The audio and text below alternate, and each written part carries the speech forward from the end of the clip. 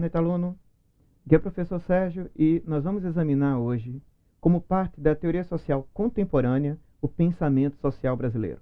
Talvez você pense, mas isso eu não vou ver na minha disciplina, meu professor não incluiu. Incluiu, ele só não te avisou. Porque ele incluiu para algum trabalho que você vai fazer, cobrando problemas sociais. E ele tem aquela bibliografia que quer ver e vai dizer que faltou fundamentação se não tiver alguma das teorias que nós vamos ver, tanto nessa quanto em outras aulas sobre pensamento social contemporâneo.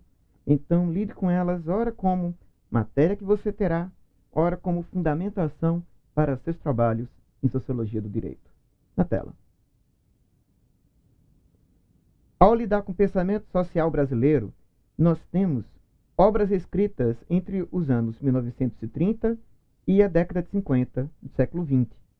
A nossa preocupação desses autores, preocupação de quem estava na universidade brasileira nessa época era com a formação das bases do Brasil e a identidade nacional. O que significava ser brasileiro? O que fazia de nós algo diferente de outras nações? E isso eles faziam com uma herança teórica, marxista e weberiana. Mas, você observando nossas aulas sobre antropologia jurídica, verá também influência de diferentes correntes da antropologia da época sobre esses pensadores. Mas vamos trabalhar só com a influência sociológica clássica que eles têm. Volta para mim. Então nós vamos ter 3 autores centrais para nós e alguns outros que podem ser cobrados e que podem te ajudar a entender melhor nossa sociedade brasileira de hoje. Nós vamos começar examinando Gilberto Freire, Sérgio Buarque de Holanda e Caio Prado Júnior. Nessa ordem, e normalmente eles aparecem assim nos livros. Na tela. O livro que aparece para você, né, aluno, de Gilberto Freire, Casa Grande Senzala, uma das diversas obras escritas por ele, é enorme. Você vai se cansar, se entediar, se incomodar, se tiver uma semana, 2, para estudar com base nele. Então vamos examinar quais são as ideias centrais. Nós temos como uma ideia fundamental nessa obra a descrição da vida privada dos atores sociais, das pessoas que estão desempenhando papéis em sociedade, os atores sociais, do engenho e do latifúndio brasileiros. Ele está lidando com uma sociedade agrária, no nascimento do Brasil. Há uma divisão nos capítulos de Casa Grande Senzala entre o negro, o índio e o branco.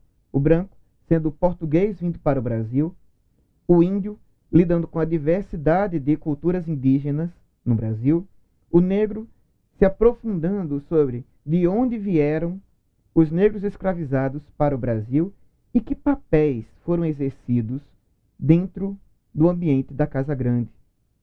Que práticas culturais construíram na senzala? Como se organizaram? Aí ele defende que haveria um equilíbrio entre as raças, uma ideia de uma democracia racial. É o grande mito brasileiro até hoje. Essa democracia racial descrita por Gilberto Freire, que viria não só da miscigenação biológica, da mistura vinda por reprodução humana, mas de uma miscigenação cultural, de uma mistura do que era alimentação negra com alimentação indígena, com alimentação branca, portuguesa, do que eram os hábitos para se vestir, as práticas sexuais, o modo de criar os filhos, a educação. Mas ele traz algo mais explorado até hoje, analisado até hoje. A não naturalização da divisão que vem com a dominação do negro pelo branco. Nós tínhamos isso muito forte no pensamento social da época. Em aulas de criminologia, em aulas de história do direito, você pode perceber. Muitos defendiam que o negro, que o indígena, teriam uma submissão por natureza. Gilberto Freire supera isso. Ele afirma que não há nada natural. Tudo é construção histórica e cultural. Nesses fatores, há aspectos de sua obra muito debatidos até hoje. Como podem ver, os debates principais trazidos ficam, em primeiro lugar, na confusão entre raça e cultura. Ele não tem, às vezes, uma ideia tão precisa sobre etnia. Explicando melhor isso, aquilo que é próprio de um certo padrão cultural. Não há o negro, existe uma cultura negra de várias tradições históricas. Esse mito da democracia racial supera diversos problemas, deixa de abordá-los com cuidado, como o estupro sistemático em senzalas, como a humilhação física, psicológica sobre o negro, discriminação, racismo até hoje. Então, traz problemas em vez de análise social clara às vezes com isso. O ecletismo metodológico que alguns o acusam, esse ecletismo fica entre aspas, porque é sempre abordado de um jeito meio ambíguo. Veja por quê, né, aluno? Porque Gilberto Freire tem muito de sua vivência familiar na fundamentação, tem exemplos de casa na fundamentação, tem coisas que ele não diz de onde tirou, que é da memória dele. O que, conforme você vai ver, se não viu ainda, né, aluno, nas aulas de metodologia do nosso curso, isso não é ciência. Você tirar algo que você não afirma de onde tirou. Sua obra também não traz os conflitos, seja de classe, seja étnicos. Não tem espaço, por exemplo, para quilombos na sua obra. É continuamente acusado de ser um olhar branco, mesmo não sendo europeu, ou, como gostam de dizer nas ciências sociais, eurocêntrico, mas um olhar comprometido que não se assume como tal. E com isso trazendo diversos problemas, e é preciso qualquer autor, né, aluno, olhar com um olhar crítico. Para mim, esse olhar com um olhar crítico sobre cada autor é em qualquer área. É entre os juristas, filósofos, economistas, qualquer teoria, qualquer ideologia, qualquer conjunto de ideias que você tiver que afirmar, tiver que explicar, nem sempre são humanos fazendo. Eles erram. E às vezes não é que erram. Aquilo era daquele modo naquela época. Há grandes inovações na obra de Gilberto Freire para aquele período na primeira metade do século XX. Para nossos desafios do século XXI, às vezes precisa de atualizações, como acontece com Marx, Weber, Durkheim, como acontece com boa parte da filosofia, com filósofos de outros períodos. Com esses cuidados, vamos para a próxima teoria social contemporânea, ainda na primeira metade do século XX. Na tela. Temos Sérgio Buarque de Holanda, depois de Gilberto Freire. Com Sérgio Buarque de Holanda, nós temos, primeiro, uma curiosidade que é sempre repetida, não vou deixar de repetir então, que é o pai de Chico Buarque de Holanda. O pai do Chico, Sérgio Buarque de Holanda, tem uma obra fundamental. Outras são de grande importância, mas diferente de Gilberto Freire, que pode ser citado por vários dos seus livros, todo mundo só lembra dele diretamente, por Raízes do Brasil. Essa capa se mantém a mesma há muito tempo. Não vai ser difícil encontrar com essa capa. Temos um aspecto aí muito diferente do que Gilberto Freire fez. Qual a herança cultural em valores, práticas e rotinas do Estado de Direito vindas de Portugal e Espanha para o Brasil? Isso é bem diferente. Ele não está lidando com a vida privada, ele está lidando com a vida pública. O que é que isso quer dizer? Conta para mim. Toda vez que nas ciências sociais, na sociologia, na ciência política, alguém falar entre vida pública e vida privada, tenha em mente, está numa visão weberiana. E dentro de uma visão de Max Weber, provavelmente, se for no contexto do Brasil, está olhando para Sérgio Buarque de Holanda. Vida privada, o que acontece na nossa intimidade, na nossa privacidade. Vida pública, a vida profissional e a vida perante outras pessoas. Então, quando eu falo em Estado de Direito, vida pública. Quando eu falo no que eu faço antes de dormir, vida privada. Agora nós temos em Sérgio Buarque de Holanda a confusão entre os dois, a partir do Estado português vindo para o Brasil. Na tela. Ele examina então a herança cultural nas rotinas estatais vindas de Portugal e Espanha, por isso uma herança cultural ibérica, tendo em mente que trouxeram para nós vícios de lá, que trouxeram para nós práticas da vida privada, levando para se tornar desejos perante o Estado. O que faz de nós brasileiros em uma nação ainda em construção passa em parte por isso. Passa em parte por entender que a nossa visão de corrupção não é que nós sejamos corruptos, mas como nós lidamos com a corrupção. O que é que nós consideramos corrupto e o que não é corrupto? Volta para mim. Ainda em cima disso, se eu ultrapasso uma fila, eu estou no campo da minha vida privada. Mas em relação às outras pessoas que estavam na minha frente antes, na fila, eu estou com a vida pública. Então, é sempre tenso isso no nosso cotidiano brasileiro. Ele afirma até no começo do livro, de modo um pouco agressivo, que a democracia no Brasil às vezes parece um mal-entendido, porque o brasileiro tem uma resistência a se deixar levar pela vida pública, a querer levar seus desejos privados para a vida pública, seja em atividades profissionais, seja na relação com o Estado de Direito. Na tela. E sendo isso herança colonial, como superar os limites de ser uma colônia para ser um país urbano com identidade própria?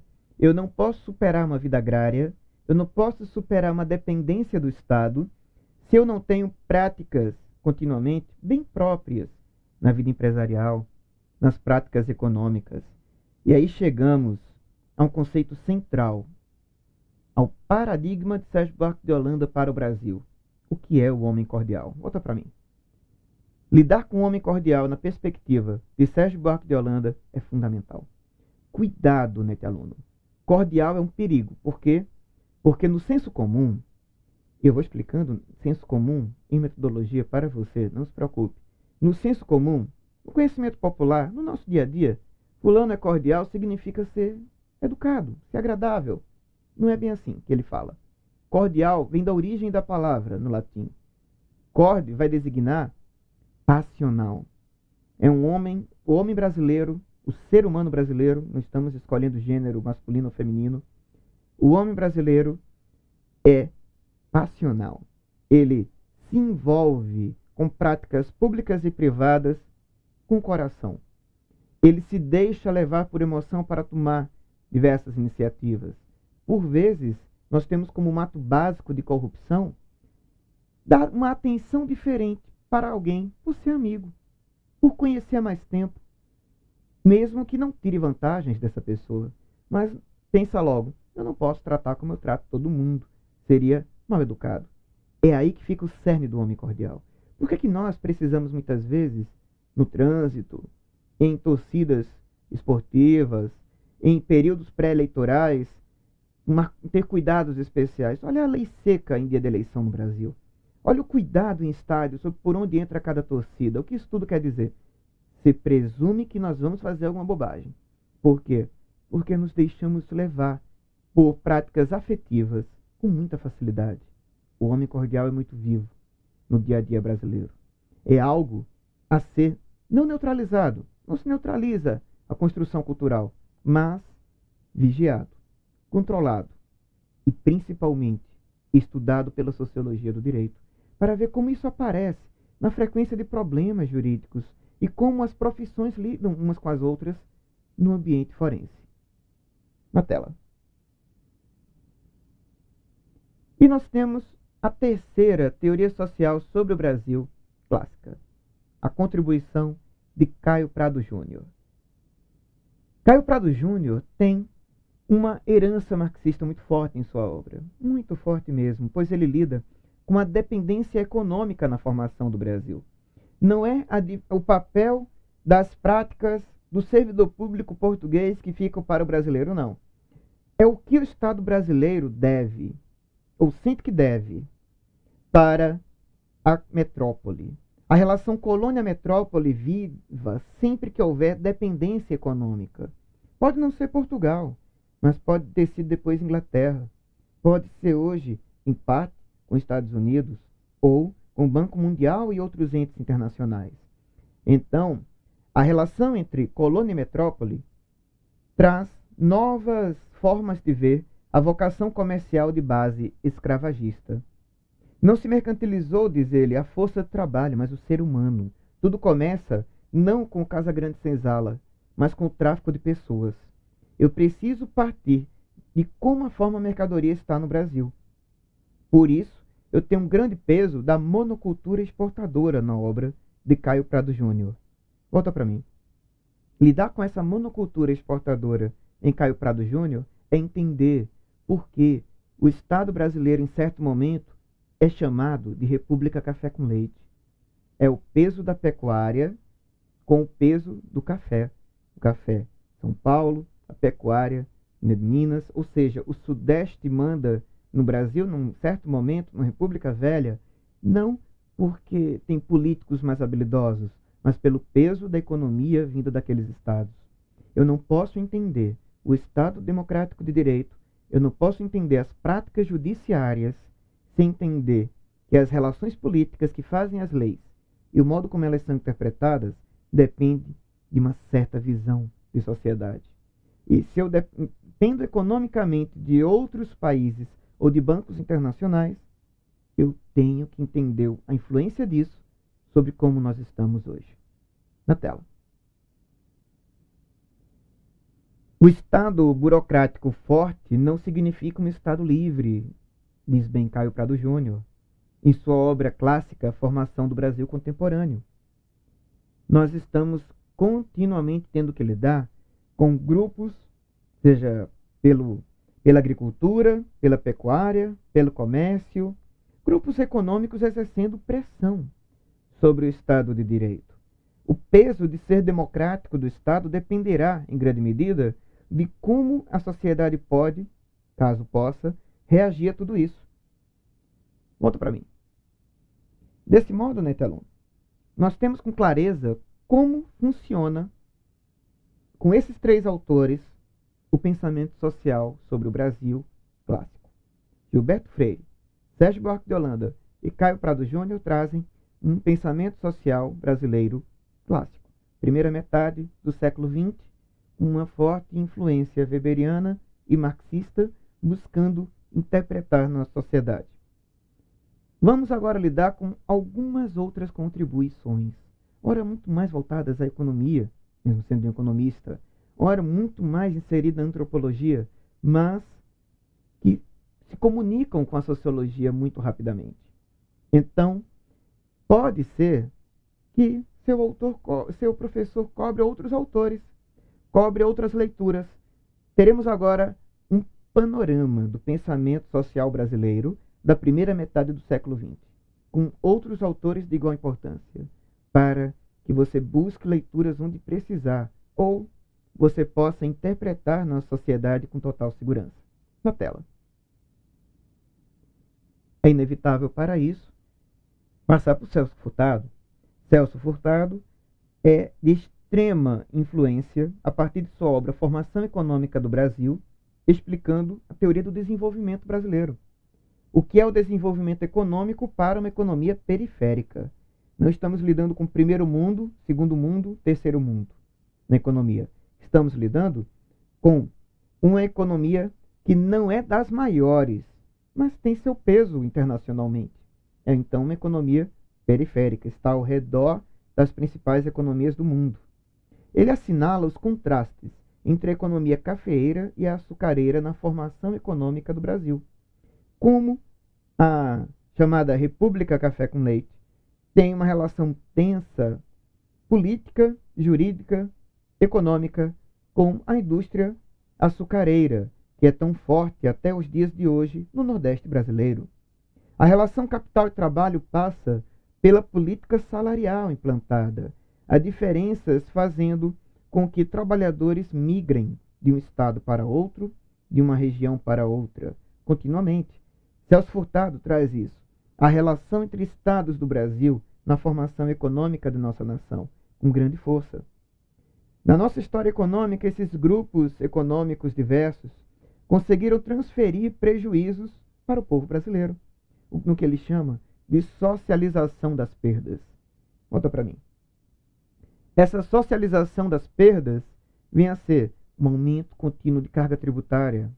Olha aí, em algum momento, em alguma disciplina, em alguma aula, alguém falou sobre isso, você tem como incorporar uma socialização das perdas, um aumento de carga tributária, uma mudança sobre o controle de importação e exportação no país, uma reforma tributária, trabalhista, administrativa no país que alguém proponha, ou que um professor queira que você possa propor.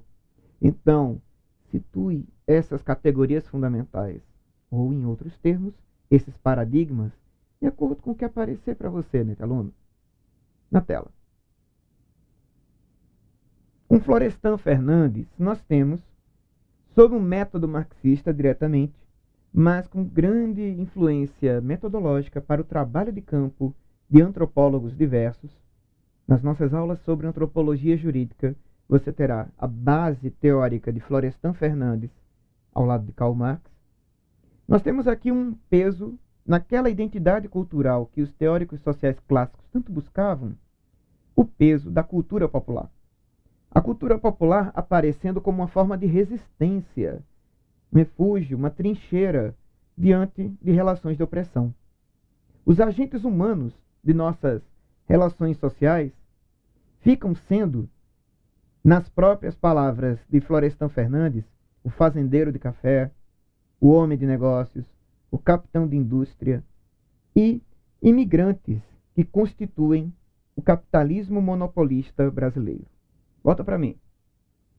Temos então a necessidade de abordar, com essas diversas teorias sociais que estamos vendo, como elas se comunicam com o direito brasileiro. No que elas contribuem para a formação do direito brasileiro. Nós vamos passar agora para uma enorme contribuição para isso, em que nós vamos examinar algo com expressões muito presentes nos debates sobre a política de hoje. Então, olhe para essa próxima teoria social, pensando também em aulas de ciência política, de direito constitucional, pensando nas relações com a classe política brasileira. Isso será de grande importância. Na tela. Lidando com Raimundo Faoro, nós temos a obra Os Donos do Poder, Formação do Patronato Político Brasileiro, como sua obra fundamental. Normalmente aparece em 2 volumes à venda no Brasil. Ela tem enorme significado para o direito brasileiro. Antes de tudo, porque Raimundo Faoro presidiu a OAB. Ele foi advogado durante toda a vida, mas também cientista social. E tendo esse papel duplo, ele examinava entraves, limitações próprias da burocracia brasileira. Volta para mim. Lembre, né, aluno, nós examinamos a burocracia no sentido sociológico em Max Weber, em outro momento do nosso curso. Nós examinamos a relação público-privado na burocracia brasileira em Sérgio Buarque de Holanda. Mas em Raimundo Faoro isso é presumido. Parte disso. Não abre mão dessas contribuições. Ele tem isso como herança teórica. Na tela. A partir disso, nós temos o patrimonialismo na construção sociopolítica brasileira. Guarde, né, aluno, essa palavra. O patrimonialismo. Volta para mim. Muitas vezes você deve ter visto no noticiário, deve ter visto alguém ao criticar práticas políticas em períodos pré-eleitorais o tempo inteiro, considerando a coisa pública como se fosse própria, o loteamento de cargos entre partidos, o loteamento de ministérios, secretarias estaduais entre partidos, uma classe política tratando a si mesma como algo separado de toda a sociedade. Pois Raimundo Faoro examina isso desde o Brasil colônia até hoje. Na tela. Nós temos com muita força o liberalismo e conservadorismo na República Velha Brasileira. Os impulsos liberais e democráticos nos estamentos brasileiros como contraponto ao patrimonialismo. Tem uma vontade do Estado ser forte e dividido entre alguns grupos, paralelo àqueles que querem maior livre iniciativa econômica, liberais, aqueles que querem maior participação popular, grupos em defesa da democracia. Isso como uma herança portuguesa, com mais interesse político do que econômico na colonização. Volta para mim. Percebe Raimundo Faoro que o Brasil não era tão importante economicamente para Portugal. Ele era importante estrategicamente, pela posição geográfica do país, para seu interesse político, para poder distribuir cargos, trazer parte da burocracia portuguesa que estava meio sem função em Portugal. Assim também, quantas vezes nós não observamos na nossa própria cidade, no nosso estado, né, aluno, Tanta gente ser criticada porque cria-se uma secretaria extra sem nenhuma função para a sociedade, mas com grande função para a classe política distribuir seus aliados. Na tela. Assim como Portugal é um Estado centralizador, essa ideologia foi trazida para as suas colônias, de um Estado que centraliza poder, dividindo entre aliados, mas não com toda a sociedade. A burocracia civil brasileira é compreensível a partir de uma administração colonial. Se nós entendermos, então, como se deram essas relações de divisão de poder entre famílias e grupos econômicos, entendemos melhor a divisão de poder da burocracia brasileira. O descolamento do sistema político à sociedade civil, então, é muito forte na obra de Raimundo Faoro. Conta para mim. Esse descolamento é aquilo que se dá quando nós examinamos que, por exemplo, o ministro da Saúde não está trabalhando muito bem. Você percebe, ele não tem formação para isso, ele não tem experiência para isso, mas ele é de um partido aliado. E é tudo o que importa naquele momento. Isso é esse descolamento que Raimundo Faoro fala, do sistema político para a sociedade civil. Não importa o que interessa à sociedade civil nesses momentos. Mas vejam, ele não traz como algo inevitável, como pessimismo ao abordar o homem cordial na obra de Sérgio Buarque de Holanda, como o desencantamento do mundo que aparece em Max Weber. Ele assinala toda hora, olha, existem grupos na sociedade que percebem isso, podem reagir de modo crítico, podem reagir com mobilização popular. Há várias formas como se pode agir diante desse grupo, seja furando esse grupo para ter outros cargos ali dentro, seja adquirindo cargos eletivos no Congresso Nacional. É necessário procurar onde estariam essas oportunidades. Na tela. Para que não continuemos tendo o Estado mais importante do que a nação. Isso é central ao se perceber como está o patronato político brasileiro. Essa visão patrimonial continuamente na obra de Raimundo Faoro traz o Estado não reconhecendo a diversidade de grupos culturais, a formação do próprio povo brasileiro, o que são nossos próprios interesses, tomando a manutenção do próprio Estado em primeiro lugar. Volta para mim. Você percebe agora, aluno? Quando você está entre nós, onde está um grande problema? Esses autores todos são preocupados. Você também será, né, aluno, o tempo inteiro interessado em entender onde cada um contribui para entender os problemas da sociedade brasileira. Quando você perceber que certas categorias funcionam melhor, use, mas indicando de onde saíram, de quem saíram. Temos, por isso, que examinar uma reflexão muito interessante na tela. Reflexão do sociólogo brasileiro e ex-presidente da República, Fernando Henrique Cardoso. Tem um livro muito interessante. Você adoraria dar uma olhadinha nesse livro, né, aluno? Pensadores que Inventaram o Brasil. Foi escrito por ele depois de ser presidente. Nesse livro ele tem uma citação. O desafio proposto para o futuro será exatamente o de substituir o personalismo que fundamenta as oligarquias pela racionalidade da vida pública, que pode fundamentar a democracia. Volta para mim. Essa racionalidade da vida pública faz com que você, né, aluno, como cidadão, possa participar. Como profissional de carreira jurídica, possa participar.